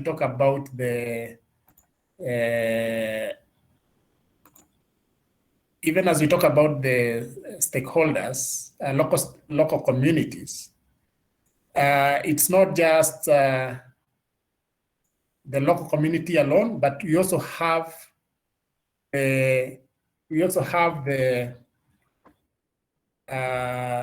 urban community, because they all need to be engaged, right? So you as a manager, for example, you need to recognize the diverse form of, for example, ecosystem management, ownership and management. So, and I was giving a classical example of a mangrove ecosystem. So if you are restoring a mangrove ecosystem, you need to appreciate the local management systems. For example, we have the forest association systems. We have BMUs. We have CBOs that are concerned with the conservation. For example, they depend on a healthy ecosystem for their livelihoods. So all those groups need to be appreciated and accommodated and or rather brought on board if you want to succeed in ecological restoration. So similarly, or rather for this engagement, therefore, should actually happen from the conceptual phase, just like I mentioned during stakeholders engagement in SMR 400. You need to engage these stakeholders from the beginning. Don't bring them on board when you are several steps ahead and you only bring them on board to come and plant the trees. You will miserably fail if you don't engage them early in the stage. The reason you need to engage them early is that they can help you in defining how the vision of the project, the targets and the goals, and they will actually also help you in the implementation as well as in the monitoring of the restoration exercise.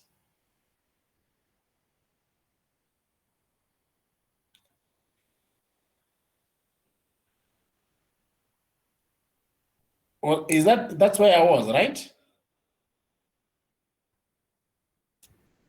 Yes, we can continue.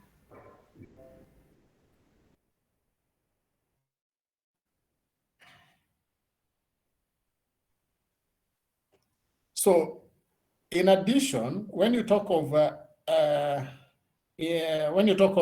stakeholders engagement, like I mentioned earlier again, stakeholder engagement does not just involve those local people. It also involves other stakeholders, such as the political class. You need the donors. You need any other stakeholder that have an interest. So, for example, why do you need to engage the political class? You need the political class, for example, to enhance long-term sustainability of the project. You need the donors because this is an expensive exercise. And therefore, if you will succeed, if you have to succeed in the restoration, you need a consistent donors or financial support from various stakeholders. And this can range from banks to private sector that can provide support in restoring the degraded system. On the other hand, the political class may be ideal because they can actually even engage with the local community. And in the event, for example, there is a disagreement, the best stakeholders to engage is the political class because they can actually pacify that attitude that you may get from the locals, and therefore they know how to engage with them and help you in making them support the restoration. So, in short, what I'm saying, there is need to have a collaborative dialogue and trust among all stakeholders in order to foster respect for different viewpoints and knowledge types and maintain interest and commitment during the entire phase of restoration exercise. And therefore, what I wanted to share with you here is what we call the social benefit wheel of an ecological restoration project. So when you look at this social benefit wheel, what it's basically showing, it's basically trying to show us the degree to which an ecological restoration project can attain social development targets and goals. So when you look at these social benefit wheels, you will notice that it has 6 major attributes. This includes the stakeholder engagement, the benefit distribution, we have the knowledge enrichment, we have the restoration of the natural capital, and sustainable economies and the community well-being. So these are the attributes that must be very core when we are engaging with the stakeholders, such that the community should be able to from each of these several attributes. For example, when you look at the first attribute, which is, for example, an attribute such as stakeholder engagement, you will notice that in this wheel, you'll notice that the wheel has several circles. From the small one,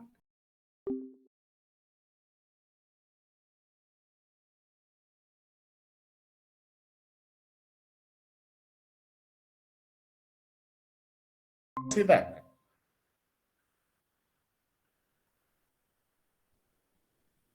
Hello? Did you lose me again? No, we are getting you. We can see.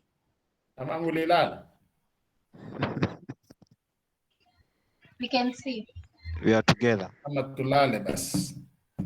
So what I was trying to explain is that when you look at that wheel, look at, for example, where we have stakeholder engagement. That is the first attribute. So the idea behind stakeholder engagement is enhancing involvement, ensuring that you are involving as many people as possible. You will get support once you engage a stakeholder. The idea is to get support and maintain that support. And the other aspect that you actually gain from engaging stakeholder engagement is enhancing capacity, because you'll be bringing in people with different skills, and therefore they will enhance the capacity in as far as restoration is concerned. So in that case, you'll also notice that we have several circles, from the circle 1 all the way to circle 5.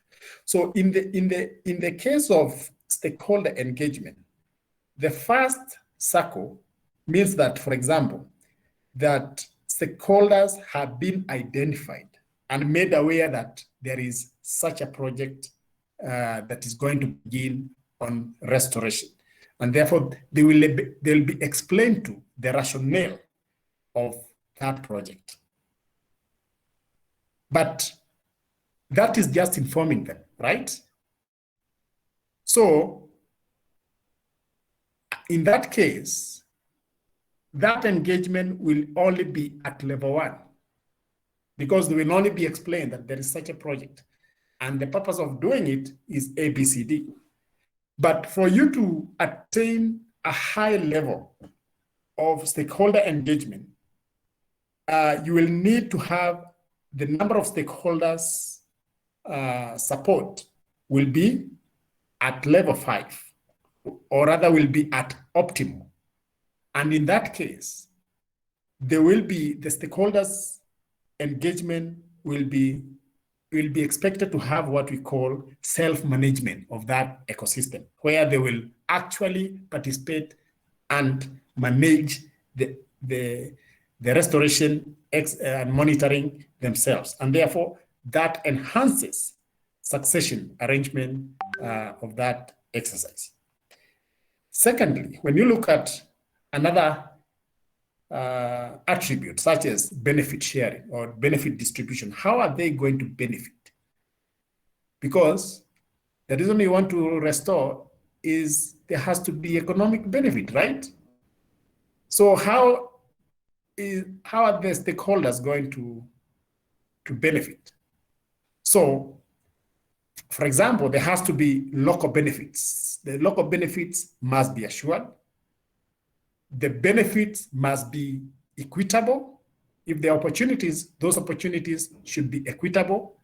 And again, the culture, even as you engage in this exercise, you need to retain the cultural values. The cultural values need to be conserved. For example, when you look at the wheel number 1 within that sphere of benefit sharing, so benefit sharing to the local communities will, at level 1, will only be negotiated, and they will be assured that there will be equitable opportunities to all of them, including reinforcement of traditional and cultural relationship. However, if at the end of the day, what you want to attain is a level 5 of benefit distribution, so in that case, you will require, it means that benefits to the locals and equitable opportunities will be very high at level 5. It means that it will be very high, or if you will, it will be at optimal level in terms of all those elements, in terms of local benefits, in terms of equitable distribution of the benefits. Similarly, when you look at knowledge and enrichment as an attribute, what that means is that the local knowledge will be enriched through knowledge innovation. We will benefit from local knowledge. Science will also be drawn and reinforced using the traditional ecological knowledge. So in that case, the relevant sources of existing knowledge will need to be identified and mechanism for generating new knowledge selected. But in that case, that will be at the lowest level. If the knowledge enrichment is used at level 5, it means that you will be using the local knowledge to implement the ecological restoration. We not only appreciate, at level 1, we are just appreciating that there is this local knowledge that we can tap to enhance restoration. But at level 5, you will actually be appreciating using that local knowledge to implement the restoration project, ensuring that relevant knowledge and results from the project disseminated will be included, including being used in other projects. So, and that is the case, and that case applies again to all those other attributes. How is the natural capital, for example, restored? If it is the soil that was degraded, has it been restored? If the water was polluted, has it been restored? If we had lost species in terms of plant or animal, have they been restored? If the idea behind restoring a degraded ecosystem, like is the case with Mikoko Pamoja, is to enhance carbon tapping, has that been enhanced to the best level? Are we together? Hello? Yes, we are. Yes. So the second principle that is also very core to ecological restoration and is also slightly related to the previous one is ecological restoration needs to draw knowledge from many sources. So ecological restoration draws on many types of knowledge. And this applies to what Maureen actually mentioned, that traditional knowledge is very, very important. So we have traditional knowledge, ecological knowledge, and we also have the local knowledge. Is there a difference between local knowledge and traditional? Is there a difference?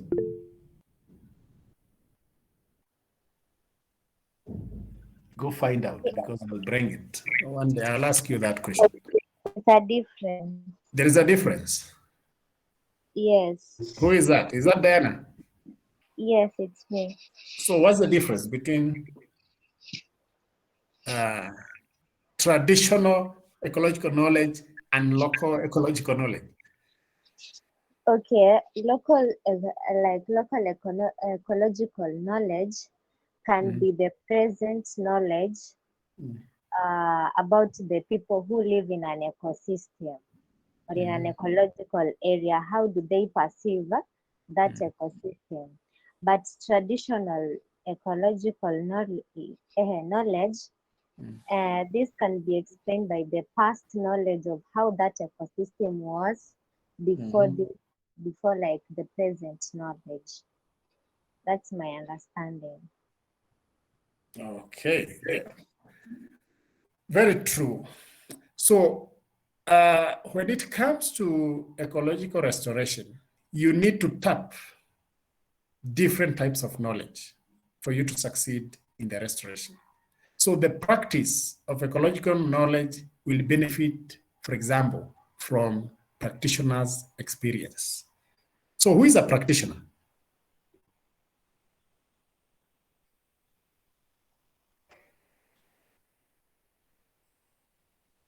Diana? Yes. What do you understand by, when you talk of a practitioner in the ecological restoration, who are we referring as a practitioner? Those people who are conducting those, yani wale wenye wako na hiyo Vigogo. Yes. So can you give us a classical example when you talk of restoration exercises, for example, along the coast? Who do you refer as a practitioner? Okay, like I can say, like for example, that mangrove restoration that happened in Mikindani, I can give an example of practitioners as like the big ship. The big ship. Yeah, those were the practitioner of Those that are the event. Precisely. So maybe the other classical example I can give let's say in mangrove restoration, yeah. Yes. When you talk of mangroves in Kenya, and especially when it comes to restoration, the first person who comes to your mind, who is that?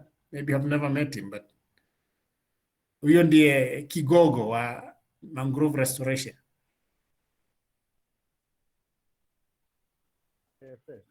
I think most of you have heard about Dr. Cairo, is it? Right? Yes. Yeah. So when you talk of Dr. Cairo, most often, I think you can interchangeably use his name. Mikoko and Cairo mean one and the same thing when it comes to restoration, right? So this is a person who has an experience. He has been restoring. He has, when you go to South Coast, for example, in Gazi, the best restored mangroves are those that have been done by Dr. Cairo. So he's a practitioner by practice. He has that knowledge. He has done it practically.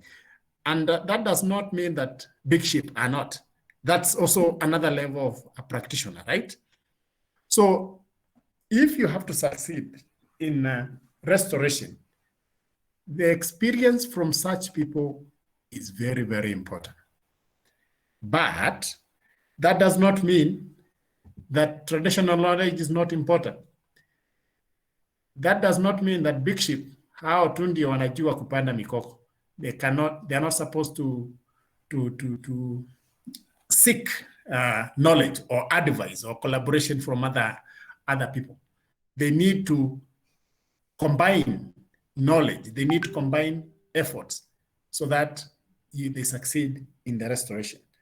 So the practice of ecological restoration requires high degree of ecological knowledge that can be drawn from a practitioner experience, that can be drawn from a traditional knowledge, that can be drawn from local knowledge, as well as from a scientific knowledge or discovery, if you will.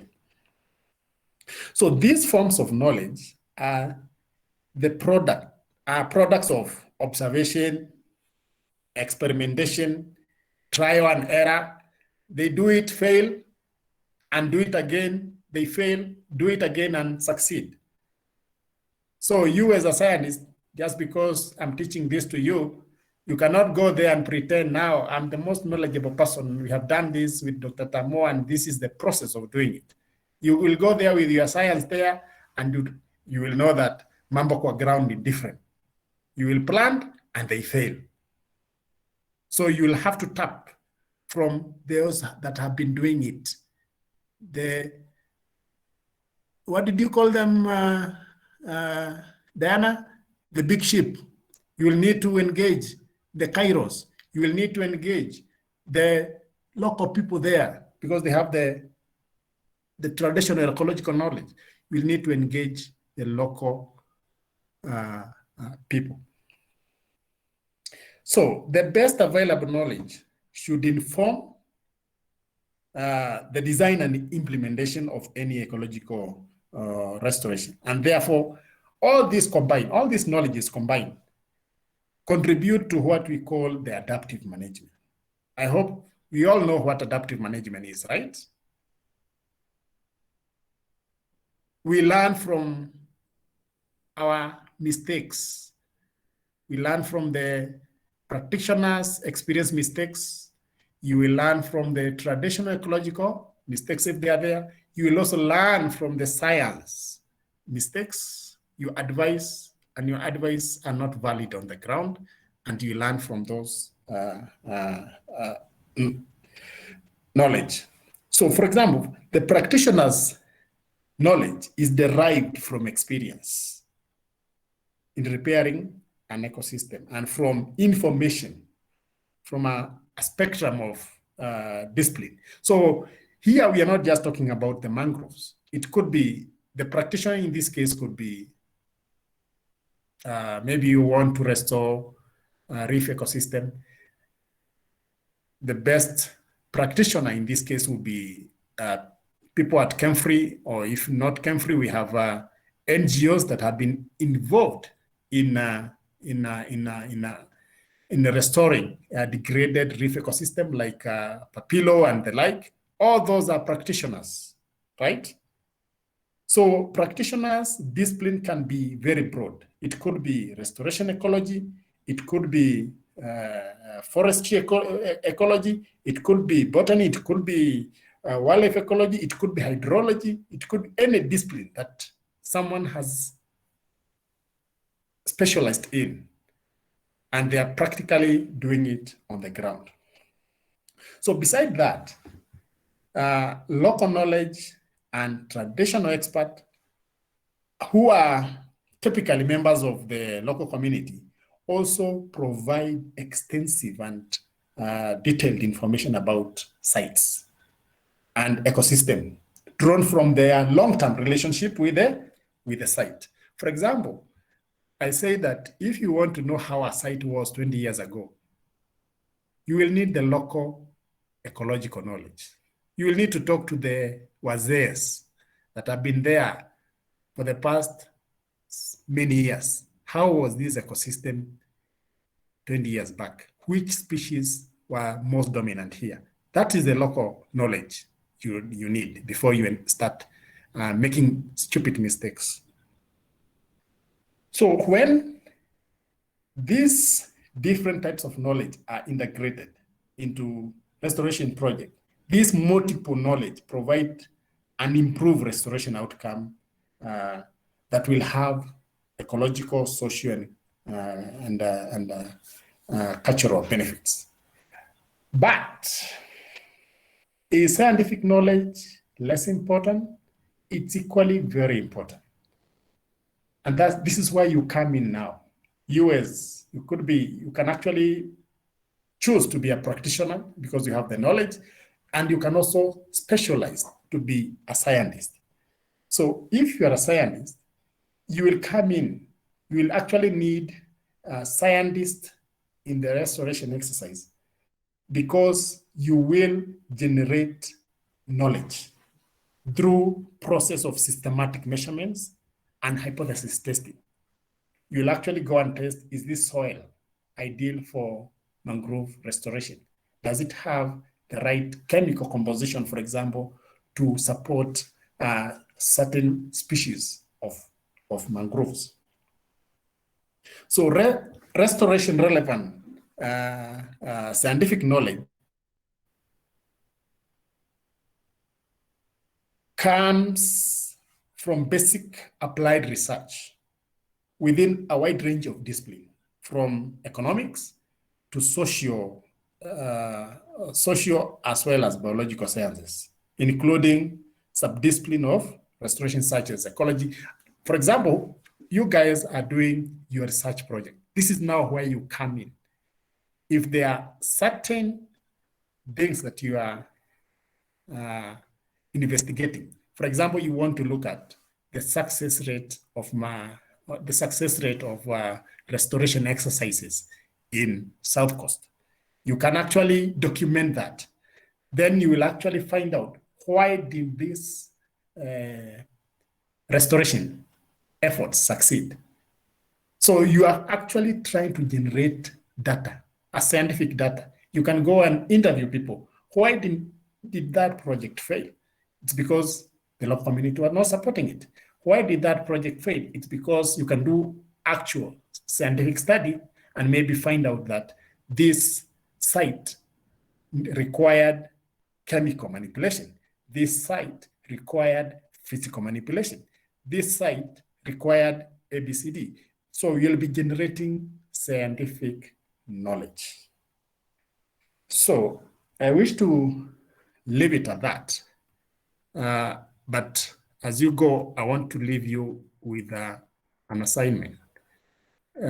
You will discuss among yourselves now, and I will expect that you will present during the next engagement next week.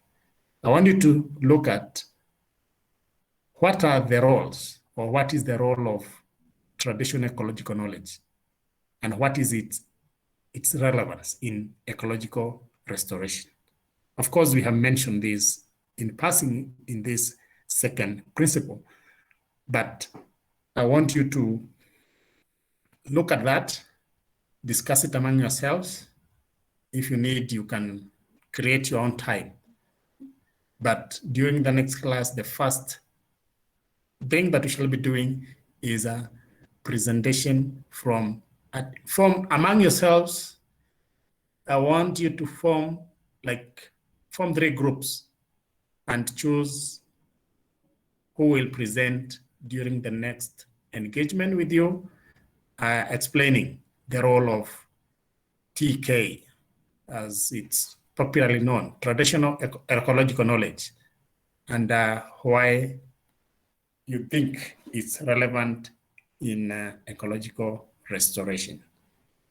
I wish to leave it at that. And is there any question thus far?